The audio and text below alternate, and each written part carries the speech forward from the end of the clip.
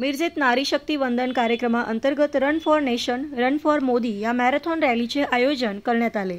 महिला, विद्यार्थिनी, विद्यार्थी आणि नवमतदार या रॅलीत सहभागी झाले होते। Run for nation, run for Modi अशा जोरदार घोषणा देण्यात आल्या। मतदान जागृती मोहीम त्याचबरोबर केंद्र सरकारच्या योजना जनतेपर्यंत पोहोचवण्याच्या उद्देशाने या मॅरेथॉन रॅलीचे आयोजन करण्यात आले होते। मिरजेतील महात्मा गांधी चौकातून मॅरेथॉन रॅलीला सुरुवात झाली। पालकमंत्री डॉक्टर सुरेश भाऊ खाडे यांच्या कार्यालयापर्यंत मॅरेथॉन रॅली काढण्यात आली। यावेळी सुमनताई सुरेश भाऊ खाडे, ज्योतिताई संजय काका पाटील, भाजपाच्या नेत्या ॲडव्होकेट स्वाती शिंदे, भाजपा महिला मोर्चाच्या जिल्हाध्यक्ष गीतांजली ढोपे पाटील, प्रदेश कार्यकारिणी सदस्या ज्योतिताई कांबळे, भाजप मिरज पूर्व मंडल अध्यक्ष अनघा कुलकर्णी, शोभा तोडकर यांच्यासहित भाजपाच्या महिला पदाधिकारी आणि कार्यकर्ता मॅरेथॉन रॅलीमध्ये सहभागी झाल्या होत्या।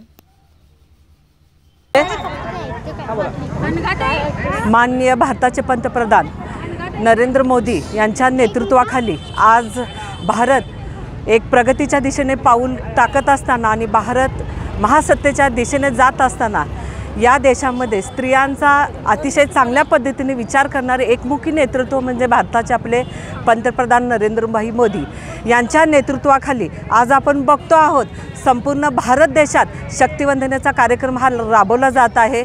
वन नेशन आणि त्या पद्धतीनं या भारताची प्रगती होत असताना महिलांसाठी ज्या योजना राबवल्यात अतिशय लहान मुलांपासून अगदी वयस्कर स्त्रियांपर्यंत अतिशय चांगल्या योजना राबवल्यात आणि ह्या योजना कुठेतरी तळागाळात पोचल्यात आणि खऱ्या अर्थानं त्याची पोचपावती म्हणून आम्ही सगळ्या महिला इथे एकत्रित आलो आहोत। मुलींसाठी असू देत, महिलांसाठी असू देत, चांगल्या योजना राबवल्या गेल्यात। खरं सांगायचं झालं तर 33% आरक्षण आपल्या भारताच्या इतिहासात पहिल्यांदा आपल्या भारत सरकारने घेतलेला एक मोठा चांगला निर्णय आहे। म्हणजे आज खरं म्हणायला झालं तर ग्रामपंचायतीत, जिल्हा परिषदेत, विधानसभेत, संसदेत आता सगळीकडे महिला नेतृत्व करतील आणि चुलीपासून असू दे, गॅसचा प्रश्न असू दे, पाण्याचा प्रश्न असू दे, या सगळ्यांचा विचार करून आज आपल्या भारताचे पंतप्रधान मोदी साहेबांनी अतिशय चांगलं काम केलं आहे आणि त्यासाठी त्यांचं कुठं तर कृतज्ञता व्यक्त करण्यासाठी आज आपण बघतो तेवढ्या मोठ्या महिला मोठ्या प्रमाणात सामील झाल्यात। ह्या सामील झाल्याचा एक अर्थ आहे, त्यातून एक अर्ध तिकीट आज आमच्या महिलांना उपलब्ध करून दिले। वयस्कर माणसांना सुद्धा आपण बघतोय, वयस्कर महिलांना सुद्धा आता तिकीट फ्री झालं आहे।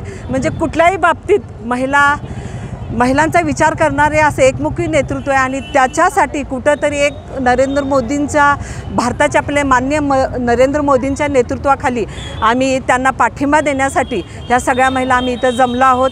आणि खरं सांगायचं झालं तर भारत महासत्तेच्या दिशेने प्रवास करताना महिलांचा विचार कुणीतरी पहिल्यांदा केले ते आपले भारताचे पंतप्रधान नरेंद्र मोदी आणि आज प्रचंड प्रमाणात आपण आज महिला बघतो आहोत। कुठल्याही क्षेत्रात महिला कमी नाहीत हे दाखवण्यासाठी आणि आता मुलींना मोफत शिक्षणसुद्धा आले।